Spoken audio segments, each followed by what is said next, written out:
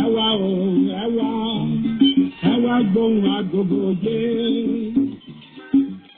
Kọ́gó lóhùn agogo. Kọ́gẹ̀ lánàá ń gbóhùn àjà o. Aráyé ẹbọ kẹwàá gbóhùn òrìṣà o.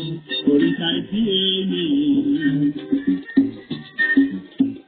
Ikú ike ìgbẹ̀ngbẹ̀nẹ̀kẹ́. Alágogo òjé. Àkọ́bí Olódùmarè ń ṣalágbàdo. Ẹ káàárọ̀ ẹ káàsán o, gbogbo ọmọ kóòtù òjìrè káàkiri gbogbo àgbáńlá ayé gbogbo yín mo kí o. Mo fẹ́ ká jọ jàǹfààní dúkìá Olódùmarè yìí. Tó dá fún ẹ̀yin, tó dá fún èmi tí ò gbowó lọ́wọ́ ẹnì kọ̀ọ̀kan wa ju ká máa dúpẹ́ fún lọ. Ìwúlò háhá ìgbàdo, èèpo àgbàdo la ní ká sọ díẹ̀ fúnra wa ńbẹ̀. Ìwọ̀n tó wúlò nílẹ̀ ibì kan, nílẹ̀ ibòmíì wọ́n ń kó dànù ní o torí pé wọn ò mọ̀ wúlò rẹ̀. Háhá ìgbàdo ó máa ń ṣiṣẹ́ ribiribi nínú ara. Ó wúlò fọkùnrin, ó wúlò fóbìnrin. Bẹ́ẹ̀ ni, ò ń béèrè pé èpo àgbàdo, bẹ́ẹ̀ ni, ó wúlò tí wúlò rẹ̀ tí kìí ṣe kékeré.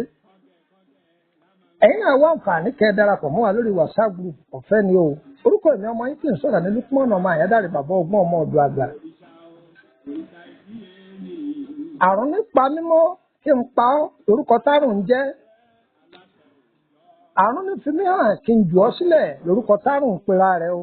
Àrùn kéré ó tóbi kò ní yálé ẹnì kọ̀ọ̀kan wa o. Àrùn a máa sọ gbajúmọ̀ di alákùrẹ̀tẹ̀ ní o. A máa bàwọ̀ jẹ́, a máa bẹwà jẹ́, kódà a máa dí ọjọ́ iwájú ẹni kù. A máa yọ nílẹ̀ láàrin àwùjọ o. Àìsàn àmúdi ó kéré ó tóbi kò ní yálé ẹnì kọ̀ọ̀kan wa o.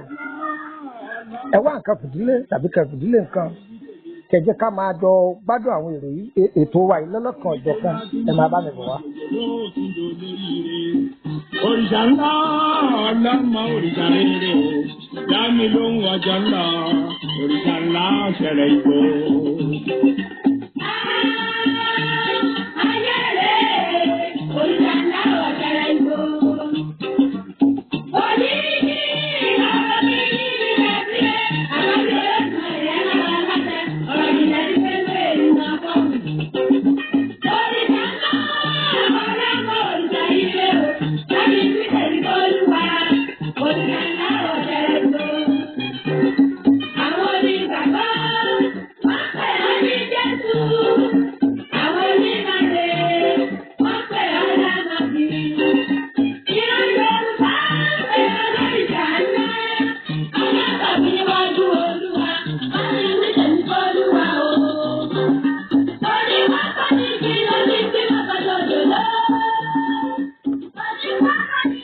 Ṣé mọ̀ yìí pé tí obìnrin míì bá lóyún ẹsẹ̀ rẹ̀ yóò wú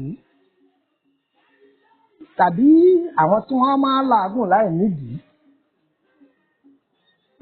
tí wọ́n kàn máa làágùn wàwàwà láì nídìí tàbí ẹni tó ní àrùn àtọ̀gbẹ lára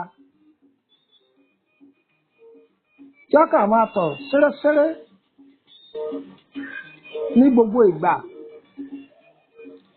tí ó bá lo iṣẹ́ yìí ọ̀dà púpọ̀ pàápàá jùlọ bí aláboyún bá ń lò nínú oyún kò ní sí aláburú kankan fún ọ̀dà púpọ̀ kódà téèyàn máa ń lò iṣẹ́ tí ń ṣe nínú ara fún ti tọmọdé tàgbà kì í ṣe kékeré báwo láì ti wá sí ṣe rí èpo àgbàdo yìí lásán gbígbẹ rẹ̀ lẹ́rí ni tútù rẹ̀ ni ẹ kó sínú dáná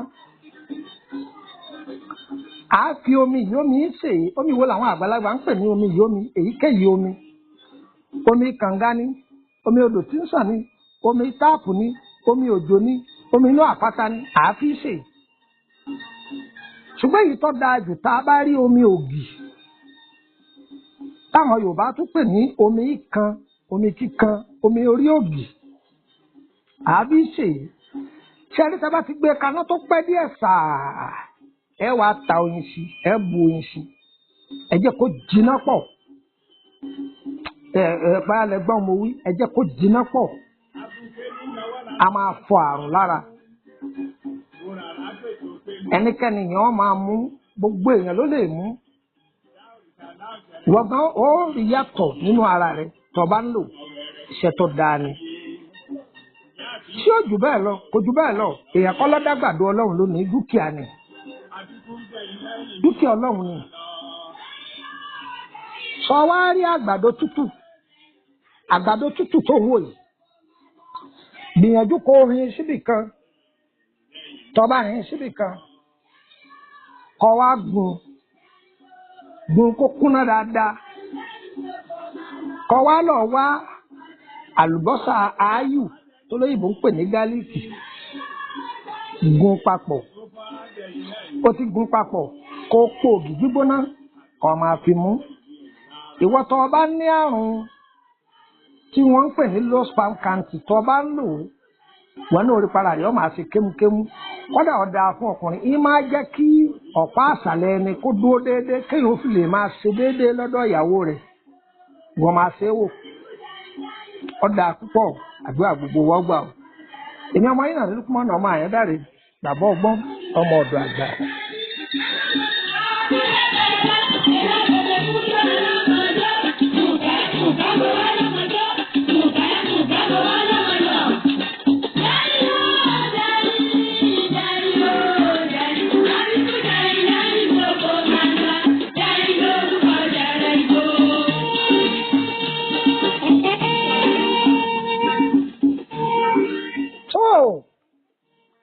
Ẹ béèrè lọ́wọ́ mi pé nọ́mbà wo lẹ lè fi darapọ̀ mọ́ wa lórí WhatsApp group ẹ jẹ́ fún yín ní nọ́mbà àti Nàìjíríà ẹ kọ́kọ́ gba yẹn sọ́wọ́ ná +234 80 3298 3298 ẹ tún gbọ́dọ̀ ẹ̀ka sí +234 80 3298 3298 ọyẹ ẹgbàá kan sí +234 81 33 155 111 ẹ tún gbà lẹ́ẹ̀kan sí +234 81 33 155 111 ẹ gbà kan sí +234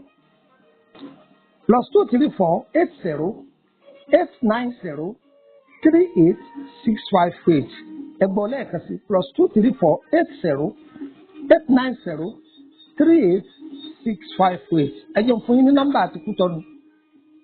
A kì í bá a mọ̀ ẹ lè kó gbogbo àwọn eléyìí kọ́ máa lọ báyà mo ti kúrò lórílẹ̀‐èdè Bẹ̀nẹ̀ báyà mo ti kúrò lórílẹ̀‐èdè Nàìjíríà kí n wà lórílẹ̀‐èdè Bẹ̀nẹ̀ ẹ jẹun fún yín ní ti Kútọ́nù.